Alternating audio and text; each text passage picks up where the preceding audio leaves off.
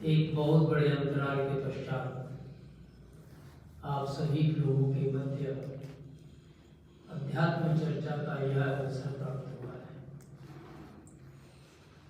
माँ गंगा के इस पावन तट पर वैदिक योगाश्रम आनंद धाम के इस पवित्र सत्संग भवन में हम सभी लोग अध्यात्म की चर्चा के लिए एकत्रित हैं, क्योंकि यही एक ऐसा मार्ग है जो हमें दुख से तो छुड़ा देता है, सुख से भी छुड़ाकर आनंद की ओर ले जाता है। दुख के भी पार और सुख के भी पार। जब दोनों के पार हो जाता है, जीवन को संतुलित कर लेता है, वही आनंद को पाने का अधिकारी होता है।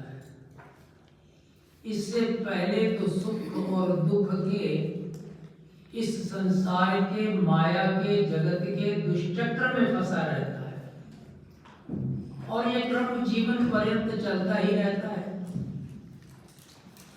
और जब जीवन पर्यंत यही चलता रहेगा तो जब जीवन की संध्या आती है, दिखता है कि समय तो सारा निकल चुका, फिर व्यक्ति केवल हाथ मलता रह जाता है। फिर उसे कुछ समझ में नहीं आता कि अब क्या करूं। श्रीमद् भगवत गीता बड़ा ही अद्भुत ग्रंथ है, एक विचित्र प्रकार का ग्रंथ है। ये एक ऐसा ग्रंथ है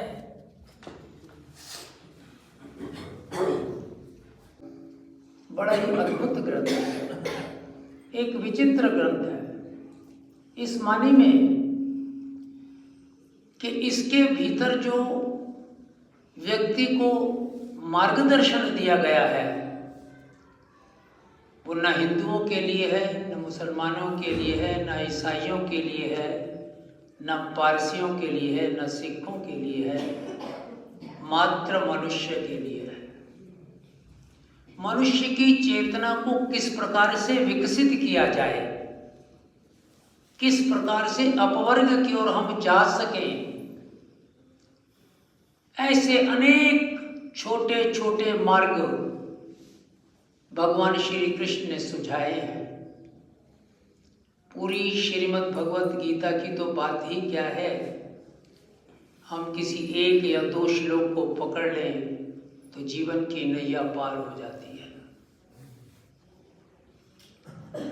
वीरवर अर्जुन प्रश्न करते हैं, जिज्ञासा कर रहे हैं और भगवान उसका समाधान प्रस्तुत कर रहे हैं। तो अर्जुन और कृष्ण के संवाद के फलस्वरूप जिस ज्ञान की धारा का प्रवाह हुआ, वही ज्ञान हमें श्रीमद् भगवत गीता में प्राप्त होता है। और यूँ समझो कि श्रीमद् भगवत गीता एक प्रकार से हमारे जीवन के उत्थान के लिए है। प्रत्येक व्यक्ति, बालक हो, युवा हो, प्रौढ़ हो, वृद्ध हो, या कोई व्यापारी हो, नौकरी पेशा करता हो, सैनिक हो, कुछ भी कार्य करता हो, ये एक ऐसा ग्रंथ है जहाँ से उसको अपने लिए अवश्य कुछ ना कुछ प्राप्त हो जाता है और जीवन उसका संतुष्ट हो जाता है।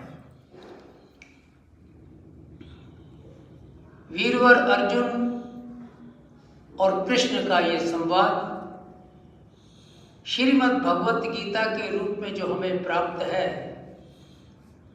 इस गीता के रचयिता भगवान श्री कृष्ण नहीं है।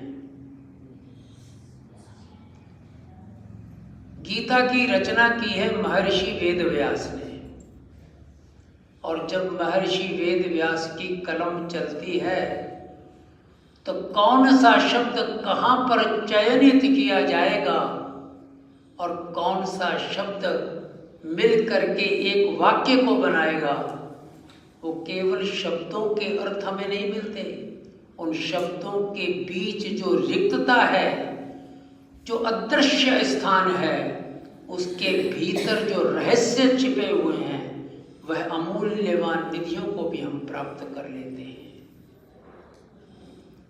वेद व्यास की कलम चली, आप देखो श्रीमद् भगवत गीता में 700 श्लोक हैं और 574 श्लोक 574 योगेश्वर श्री कृष्ण बोलते हैं और 85 श्लोक जिज्ञासा के रूप में अर्जुन बोलते हैं और संजय, जैसा कि आप जानते हैं, जो कमेंट्री कर रहा है, वो 40 श्लोक बोलता है और केवल एक श्लोक धृतराष्ट्र महाराज बोलते हैं।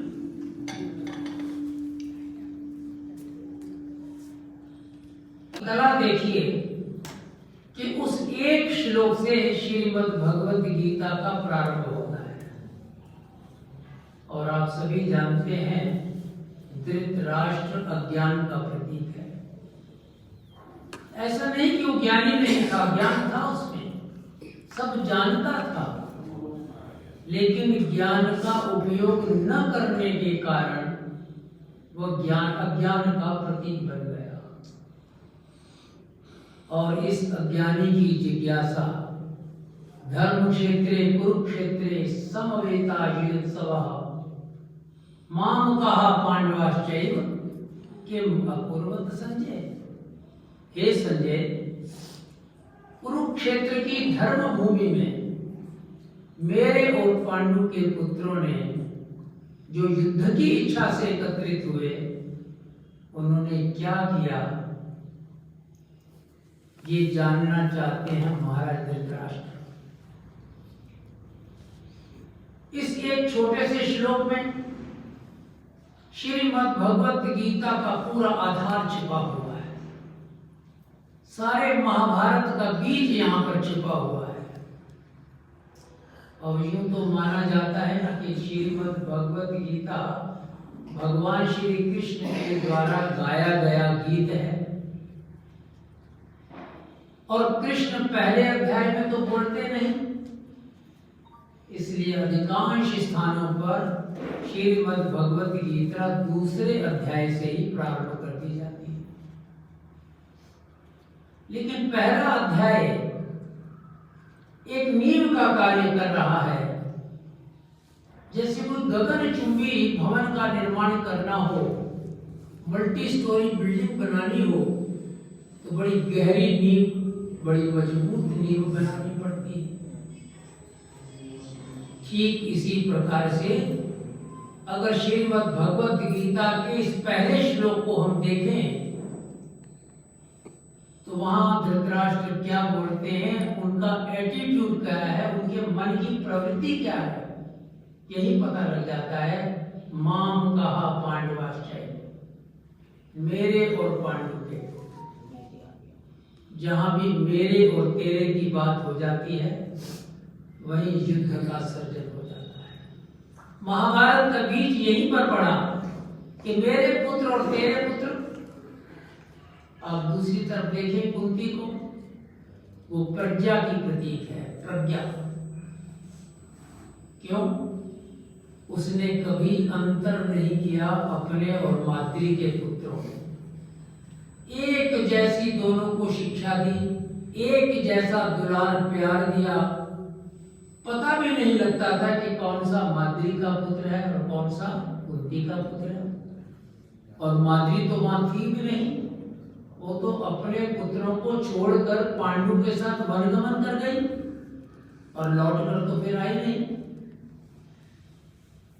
तो यहां देखिए, श्रीमद् भगवत गीता के गहन रहस्यों को समझना होगा तो हमें थोड़े से प्रतीकों की ओर ध्यान देना पड़ता है कि हम उनको अगर अपने भीतर संजो कर रखेंगे तो हमें गीता के रहस्यों का उद्घाटन होते हुए दिख जाएगा। धृतराष्ट्र अज्ञान के प्रतीक हैं और इनका विवाह होता है गांधारी से। गांधारी राजकुमारी थी, गांधार प्रदेश की, समझदार थी, पढ़ी लिखी थी, योग्य थी, ज्ञानी थी, लेकिन जब विवाह होता है तो गंधारी ने क्या किया? अपनी आंखों पर पट्टी बांध ली। कर्तव्य तो उसका बनता था कि महाराज धृतराष्ट्र की आंखें बन जाती, कर्तव्य तो उसका बनता था कि महाराज धृतराष्ट्र के हाथ को पकड़कर सही दिशा की ओर ले जाती, बजाय इसके कि मार्गदर्शन दे, स्वयं अपने आंखों पर पट्टी बांध ली, अर्थात अपनी बुद्धि को उसने पट्टी से ढक दिया और भीतर रह गया मन। और आप जानते हैं कि मन क्या करता है? मन तो तांडव करता है, मन तो किसी की मानता नहीं, एक बुद्धि ही है जो उस पर नियंत्रण करती है।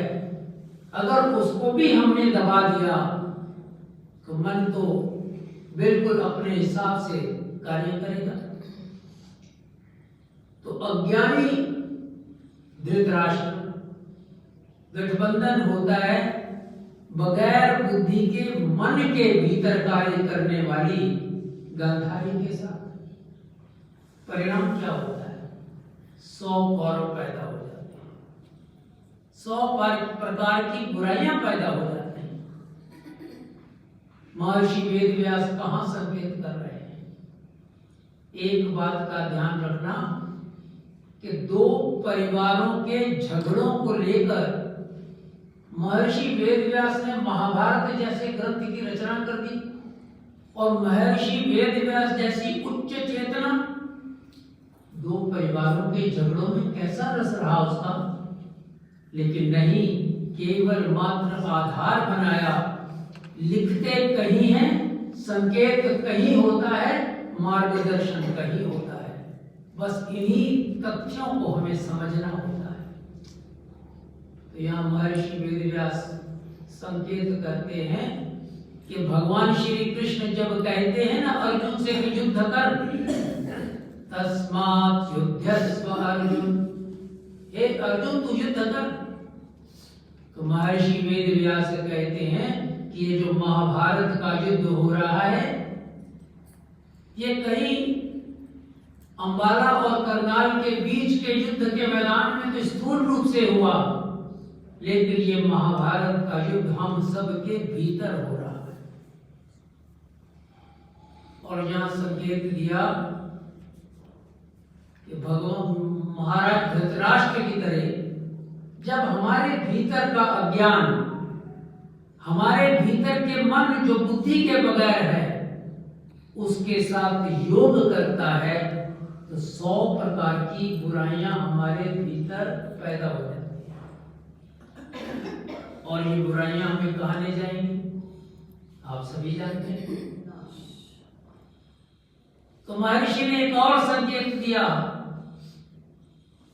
पांडु कहते हैं वाइट को, पाउंड को, शुभ्र, जिसका अभिप्राय होता है शांत, ज्ञानी, आनंदित व्यक्ति, संतुष्ट व्यक्ति। तो वहां क्या होता है? पांडु जैसा ज्ञानी, उसका संयोग होता है कुंती जैसी प्रज्ञा की प्रतीक के साथ और माद्री जैसी भक्ति की प्रतीक के साथ। तो 5 प्रकार के पांडव पैदा होते हैं। माद्री भक्ति के प्रतीक थी, भक्त थी और अपने पति की सेवा करती थी, इतनी सेवा करती थी, इतना सहयोग करती थी, जब कभी किसी कारण से उनसे कोई गलत कार्य हो गया महाराज पांडु से, तो वे उसके पश्चाताप के लिए वनगमन कर गए, तो साथ में माद्री भी चली जाती।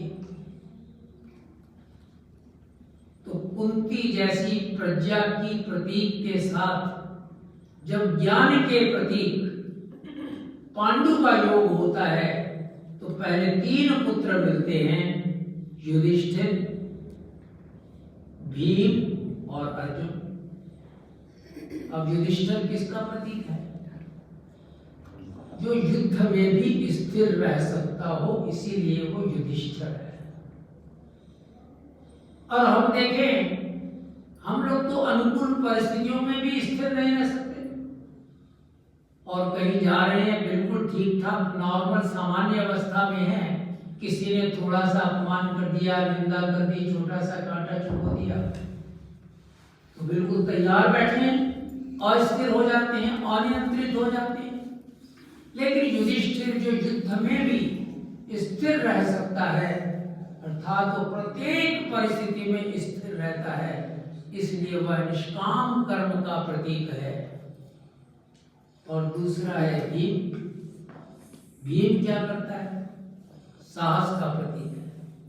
बस उसे पता लगना चाहिए कि कहाँ गलत कार्य हो रहा है, कहाँ बुराई है, फिर ज्यादा नहीं विचार करता, तुरंत अपने बल से उस बुराई को उखाड़ कर फेंक देता है। और तीसरा पुत्र प्राप्त होता है अर्जुन। अर्जुन विचारशीलता का प्रतीक है, विचार ही करता है। और आप जानते हैं, श्रीमद् भगवत गीता में अर्जुन और कृष्ण का जो संवाद है, जो आपस में बातचीत है, बिना विचारे तो नहीं हो सकती। और एक और बात कि जो विचारशील व्यक्ति होगा उसी को तनाव पैदा होता है, वही टेंशन में जा सकता है। और जो विचारशील नहीं है उसे क्या फर्क पड़ता है, कुछ भी होता रहे, वो तो टेंशन में ही जाएगा। तो अर्जुन विचारशीलता का प्रतीक है, ज्ञान का प्रतीक है, विचारता है। और कभी कभी तो मुझे लगा कि भगवत गीता पढ़ते पढ़ते मुझे लगता है कि कृष्ण और अर्जुन युद्ध के मैदान में खड़े हैं, अभी तो इन्हें इतना बड़ा युद्ध करना है, और ये शायद भूल ही गए, अध्यात्म की इतनी गहराई तक पहुंच गए। बड़ा आश्चर्य होता है। और दूसरी तरफ जब पांडु जैसे ज्ञानी का योग भक्ति के प्रति माद्री के साथ होता है, तो 2 पुत्र प्राप्त होते हैं, नकुल और सहदेव। नकुल किसको कहते हैं? जो कभी अकुलाता ना हो, न अकुल, सदैव शांत रहता हो। और आप जानते हैं कि 5 भाइयों में नकुल सब प्रकार की व्यवस्था को निर्मित करता था, सारा कार्यभार उसके ऊपर था। इतना बड़ा कार्यभार ऊपर हो और वह व्यथित ना हो, अकुलाए नहीं है तो संभव नहीं, लेकिन वो कभी भी अस्थिर नहीं होता था, सदैव अपनी सीमाओं में, मर्यादाओं में रहकर सबके कल्याण के लिए कार्य करता है। और फाइनली सहदेव, जो देवों का सहयोग करता है, असुरों का नहीं कहा, सहदेव सबका सहयोग करता है, समर्पण का प्रतीक है। तो ये 5 पांडु जो हैं, निष्काम कर्म के प्रतीक युधिष्ठिर, साहस के प्रतीक भीम, विचारशीलता के प्रतीक अर्जुन, और व्यथित न होने वाले, सदैव शांत रहने वाले और अपने कार्य में संलग्न रहने वाले नकुल, और समर्पण के प्रतीक जो सब भाइयों के प्रति समर्पित रहता है वह सहदेव। ये 5 प्रकार के पांडु प्राप्त होते हैं। तो महर्षि वेदव्यास संकेत करते हैं कि जब हमारे भीतर का ज्ञान हमारे भीतर की प्रज्ञा के साथ और भक्ति के साथ जुड़ता है, अर्थात हमारी चेतना को अपनी साधना से हम इस भक्ति रूपी जो हमारा हृदय चक्र है, इसे हम पल्लवित पुष्पित करते हैं, और प्रज्ञा का प्रतीक ये जो आज्ञा चक्र है, संकल्प का जो प्रतीक है, इसको हम स्वच्छ, निर्मल और पवित्र करते हैं, एक्टिव करते हैं, तो हमारे भीतर 5 प्रकार की अच्छाइयां पैदा होने लग जाती हैं। संकेत कहीं किया है और पात्र कहीं और है, लेकिन अगर इन पात्रों को, इनके प्रतीकों को अगर हम याद रखें, अपने भीतर संजो कर रखें, तब हमें पता लगेगा श्रीमद् भगवत गीता के आखिर रहस्य क्या है, किस प्रकार से हमारे जीवन में ये प्रासंगिक है, किस प्रकार से हम श्रीमद् भगवत गीता से मार्गदर्शन प्राप्त करके अपनी चेतना को विकास की ओर ले जा सकते हैं। इसलिए भगवान श्री कृष्ण कहते हैं युद्ध कर। कौन से युद्ध को कर? हम सबके भीतर कौरव जैसी बुराइयों की सेना है और पांडव जैसी अच्छाइयों की भी सेना है। आप देखते होंगे कभी कभी हमारे भीतर का पांडव जाग रहा होता है और कभी कभी कौरव जाग रहा होता है। कभी कभी हम बहुत अच्छे अच्छे कार्य करने लग जाते हैं और कभी कभी ऐसे कार्य करते हैं कि निंदा के पात्र बनते हैं। सबके भीतर कौरव और पांडवों की सेना है। तो यहाँ संकेत करते हैं महर्षि वेदव्यास कि हम सबके भीतर हमारी बुराई और अच्छाइयों की जो सेना है उनका युद्ध निरंतर चलते रहना चाहिए। कब तक चलते रहना चाहिए? जब तक अच्छाई की बुराई के ऊपर जीत ना हो जाए। लेकिन ये संभव इतना आसानी से लगता नहीं है। आप देखते हैं कि बुराई तो बड़ी मजबूत होती है और जो अच्छाई होती है वो बेचारी बड़ी कमजोर होती है। आप अपने परिवारों को देख लो, हमारे अपने बच्चों को देख लो, 3-4 बच्चे जिनके हों और उन बच्चों को देखो, एक तो कहना ना मानता हो और दूसरा मानता हो, तो उनकी माता हो पिता हो उसी को कहेंगे भाई ये तो काम कर दे। ये छोटा तो कहना मानता ही नहीं है, ये तो करेगा ही नहीं, उसे छोड़ ही देते हैं।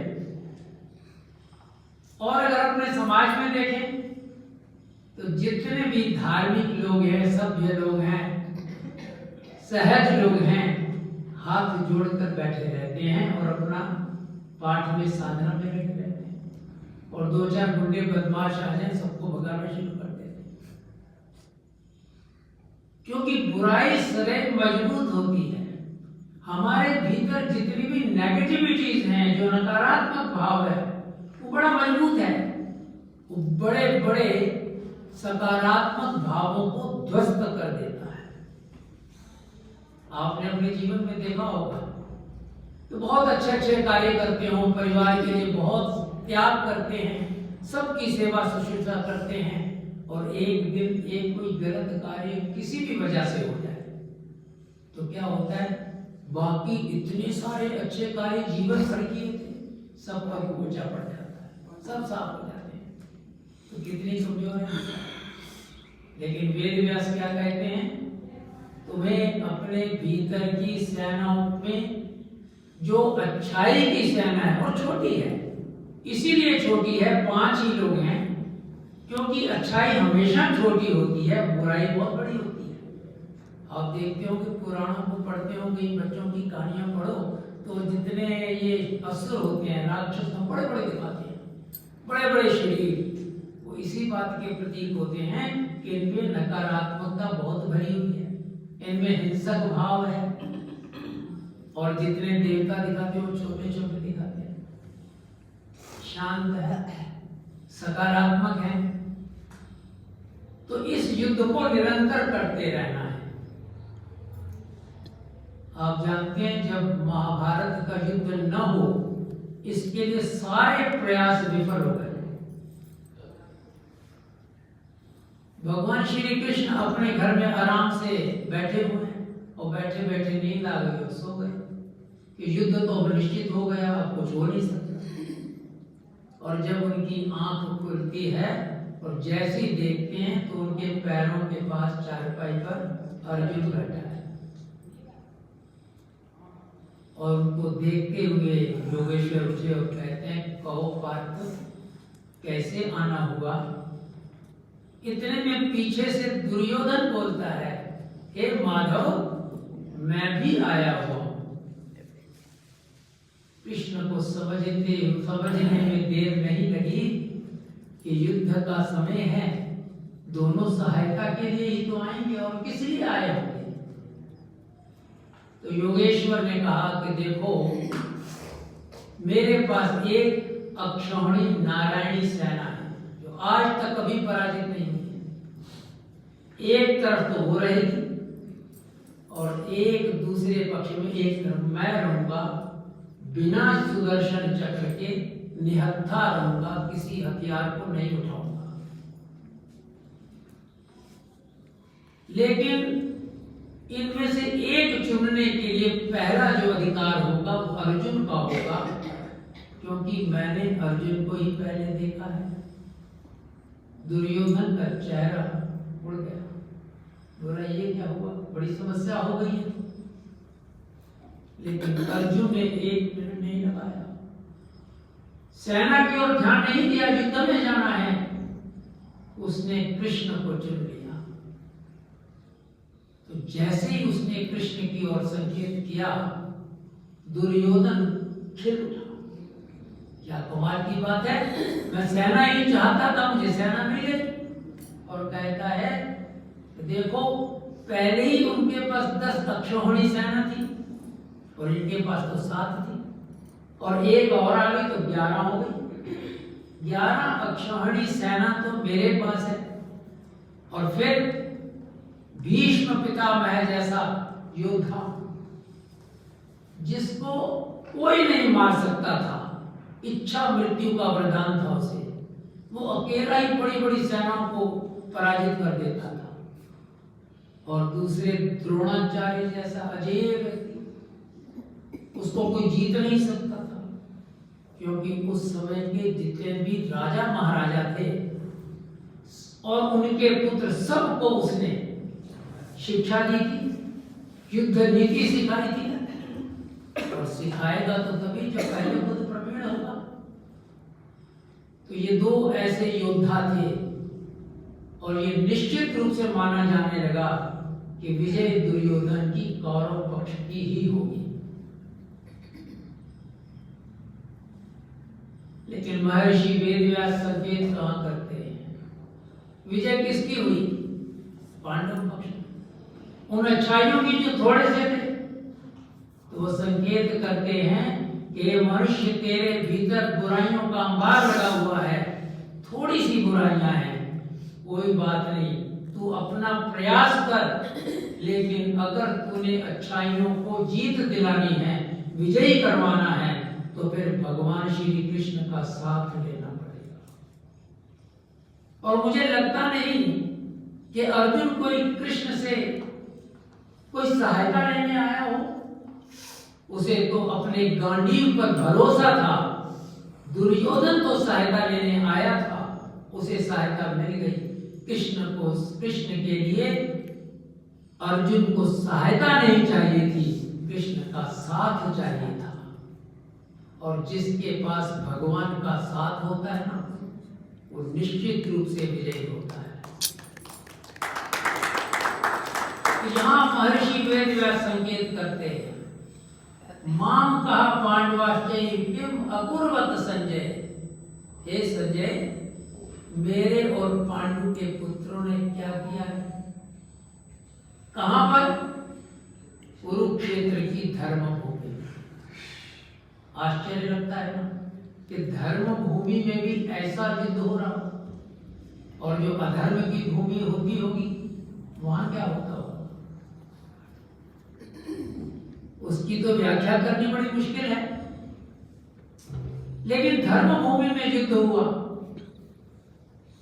अब युद्ध निश्चित हो गया। अब ये समझा गया कि युद्ध किया कहां जाए, इसका निर्णय कौन करेगा? शहर में होगा तो शहर के बाकी सब लोग परेशान हो जाएंगे, वो बड़ा भारी हानि होगी, नुकसान हो जाएगा। तो ये दायित्व सबसे बड़े भीष्म पितामह जो दादाजी थे उनको दिया गया कि आप चयन करें, जो स्थान का आप चयन करेंगे वही युद्ध किया जाएगा। तो हस्तिनापुर तो है मेरठ के पास, और युद्ध होता है कुरुक्षेत्र में। कुरुक्षेत्र धर्म भूमि कहा जाता था, जैसे आज हम मानते हैं ना हरिद्वार धर्म भूमि। जप तप करने के लिए हरिद्वार आते हैं, साधना करने के लिए यहाँ आते हैं, धर्मानुष्ठान करने के लिए यहाँ आते हैं, या काशी जाते हैं बहुत से लोग, तो उस समय कुरुक्षेत्र की वह भूमि कुरुक्षेत्र ही क्यों कहलाता था? क्योंकि कुरु वंशज, कुरु राजा जितने भी थे सब वहां जाकर के तप करते थे, साधना करते थे, अनुष्ठान करते थे, यज्ञ होते थे, तो उस भूमि का नाम धर्म भूमि पड़ गया था। और भीष्म पितामह ने ऐसे स्थान पर, अब युद्ध होगा तो रक्तपात होगा, हिंसा होगी, घृणा की तरंगें होंगी, अहंकार बढ़ेगा, मारकाट होगी, लेकिन फिर भी भीष्म पितामह ने धर्म भूमि को चुना युद्ध के लिए। शायद उसके मन में होगा कि हमने इन सब बच्चों को पूरी तरह से समझा लिया, वासुदेव ने भी कोशिश कर ली, युद्ध टला नहीं। हो सकता है कि धर्म भूमि पर पहुंचे, अपने पूर्वजों की तरंगों से उनके भीतर शायद कुछ ऐसा भाव पैदा हो जाए कि ये समस्या सुलझ जाए और झगड़ा बंद हो जाए। हम देखते हैं ना, कभी छोटे छोटे बच्चे थे तब भी ऐसा करते थे कि आपस में जब खेलते कूदते कोई झगड़ा हो जाए, कोई छीना झपटी हो जाए, कोई झूठ बोल दे, तो उसे कहते थे तूने झूठ क्यों बोला? वो कहता था मैंने नहीं बोला। फिर करते क्या थे, उसको पकड़ करके किसी मंदिर में ले जाते कि अब बोल क्या दिया था। तो यही बात भीष्म पितामह एक बार आजमाते हैं, इसीलिए उसका नाम धर्म भूमि है। और महर्षि वेदव्यास कहते हैं कि ये धर्म भूमि जो कुरुक्षेत्र है, ये बाहर वहां तो स्थूल रूप में है, ये भी हमारे भीतर है। कुरुक्षेत्र भी हमारे भीतर है और धर्म क्षेत्र भी हमारे भीतर है। अब उपदेश क्या दिया जा रहा है कि कर्म क्षेत्र के ऊपर धर्म क्षेत्र की मर्यादा की आवश्यकता है। अर्थात हमारे जितने भी कर्म हैं, ये कर्म धर्म के अनुसार होने चाहिए। जब हम अपने कर्म के ऊपर धर्म के अंकुश के मर्म को समझ लेते हैं, तब जाकर वह कर्म यज्ञीय कर्म बनता है, तब जाकर वह कर्म योगस्थ कर्म बनता है, तब जाकर वह निष्काम कर्म बनता है। इसलिए धर्म की इतनी महत्ता है। और पूरे आप देखिए, वेद के ऋषि कहते हैं मनोभव, मनुष्य बन। अरे मनुष्य तो हम हैं ही, फिर मनुष्य बन का क्या अभिप्राय हुआ? उसका अभिप्राय है मनुष्य जो तेरे मनुष्यता रूपी आभूषण है वो तू अपना धारण करे रखना, अपनी मनुष्यता को नहीं छोड़ना। तो जिस दिन मनुष्यता छूट गई तो ये मनुष्य मनुष्य नहीं ठहराएगा, ये भी फिर पशु हो जाएगा। ये बहुत बड़ा अंतर है। और इसी मनोभव का विस्तार श्रीमद् भगवद गीता में हमको मिलता है। योगेश्वर कृष्ण एक एक श्लोक में, आप किसी भी श्लोक को ले लें, हर जगह पर आपको धर्म का मार्ग मिलेगा और अध्यात्म उसका लक्ष्य मिलेगा। आचार्य जी ने कल प्रारंभ किया गीता का 8वां अध्याय।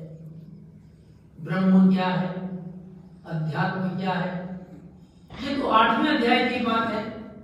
आप पहले अध्याय से अंतिम अध्याय तक पहुंच जाएं, प्रत्येक अध्याय में आपको अध्यात्म का मार्ग ही मिलेगा।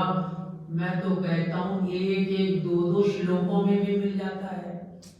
जरूरी नहीं कि इतनी बड़ी भगवत गीता को पढ़कर भीतर उतारा जाए, बस 2 श्लोक पकड़ लिए जाएं, उनको साध लिया जाए, जिसे हम साधना कहते हैं ना। साधना का मतलब साध लेना, साध लेना का मतलब बैलेंस कर देना, संतुलित कर देना, न इधर पकड़ा भारी हो न इधर, बिल्कुल मध्य मिड उस स्थिति में अपने को ले आना।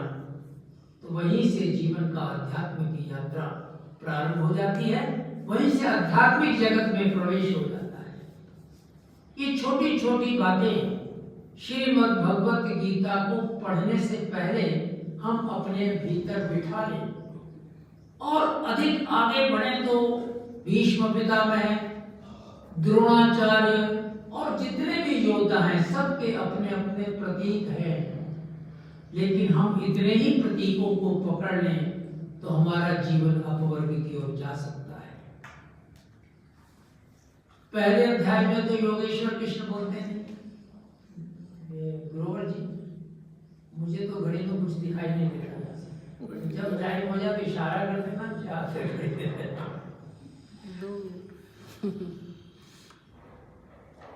तो पहले अध्याय में भगवान श्री कृष्ण बोलते हैं, कितना बोलते हैं? एक श्लोक का चौथा हिस्सा, 4 शब्द बोलते हैं, सिर्फ 4 शब्द।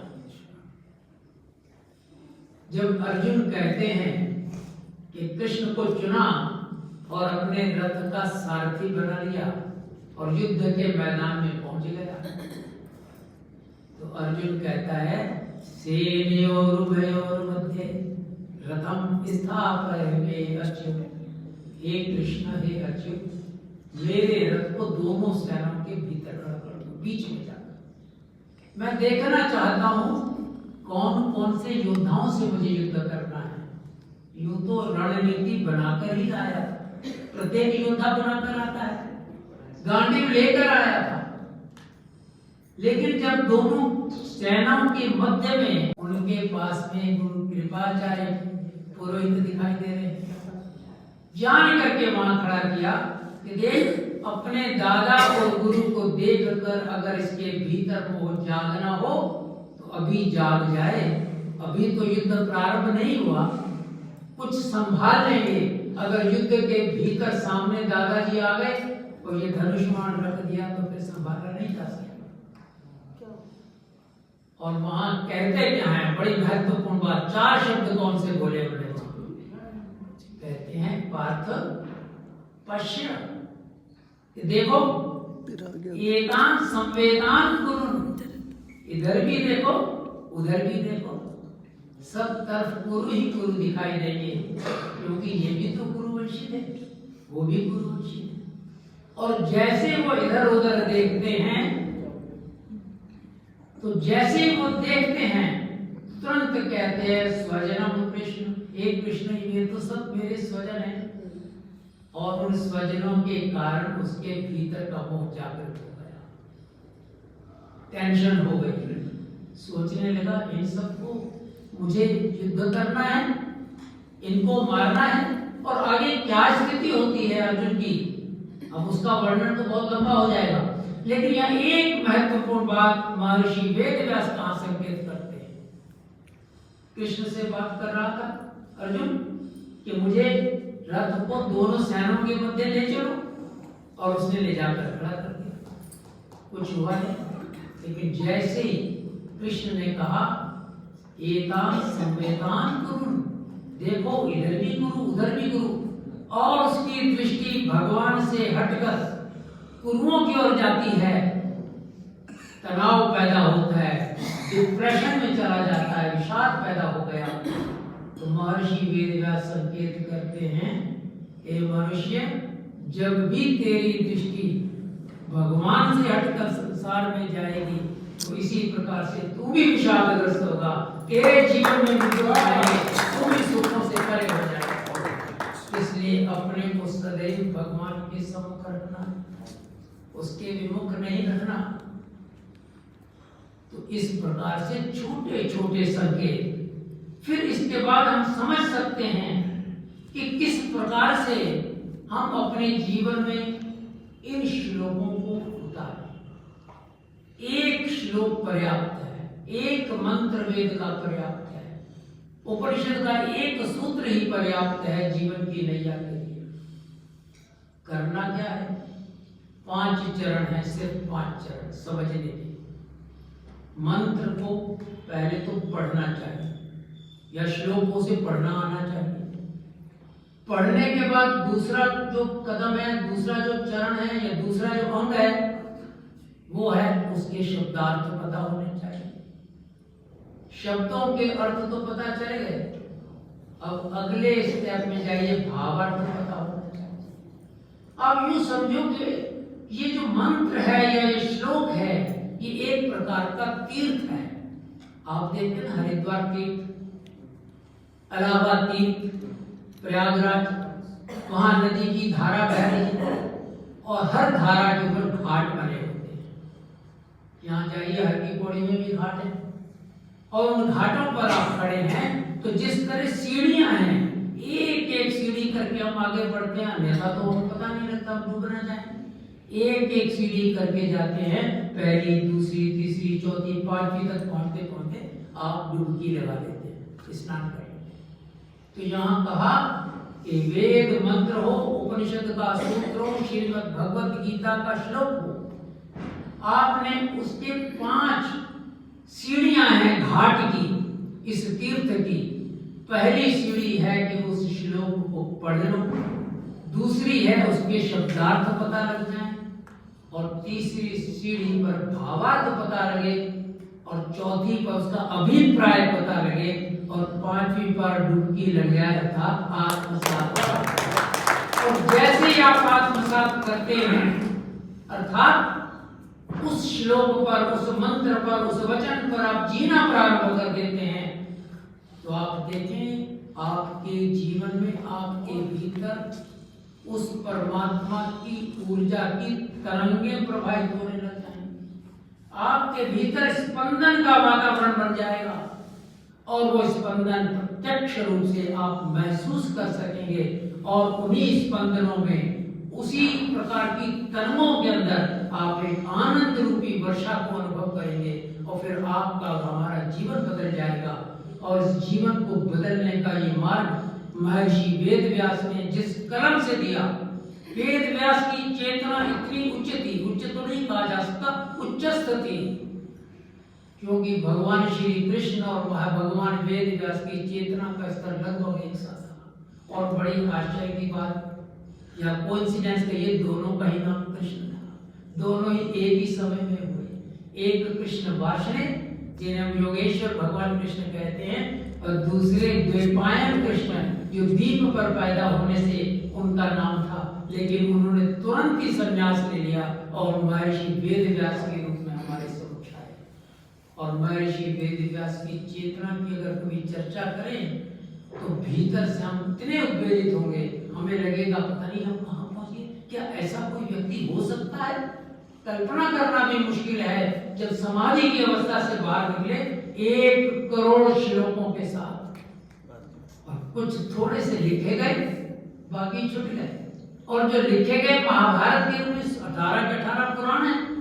महाभारत जैसा ग्रंथ दुनिया का सबसे बड़ा ग्रंथ, 1 लाख श्लोक, 18 पर्व, और जब छठा पर्व है उसमें भीष्म पर्व, जब वो लिखवा रहे थे तो उस छठे पर्व के 24वें अध्याय को बोलते समय बिना किसी प्रयास के, बिना सोचे, बिना समझे उनकी समाधि लग गई।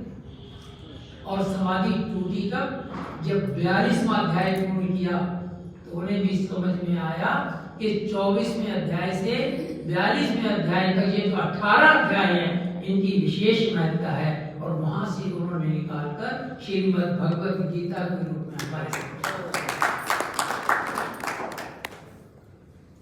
तो इन शब्दों के साथ हम ये विराम लेते हैं, समय भी पूरा हो गया। और श्रीमद् भगवत गीता से जीवन में पूर्णता प्रासंगिक है। कोई भी ऐसी हमारे जीवन की समस्या नहीं है जिसका यहाँ समाधान ना हो। सब समस्याओं का समाधान है, सब प्रश्नों का उत्तर है, सब प्रकार के उत्तरों से भरी हुई है। इसीलिए योगेश्वर कृष्ण की ज्ञान की धारा को जो हुआ व्यक्ति के प्रत्येक आयाम से हुआ, ताकि कोई छूट ना जाए। सब प्रकार से उन्होंने हमारे जीवन को घेरा। हर प्रकार का व्यक्ति उनसे कुछ ना कुछ पा सकता है, अपने जीवन को अपवर्ग के उठा सकता है। इन शब्दों के साथ आप सभी लोगों को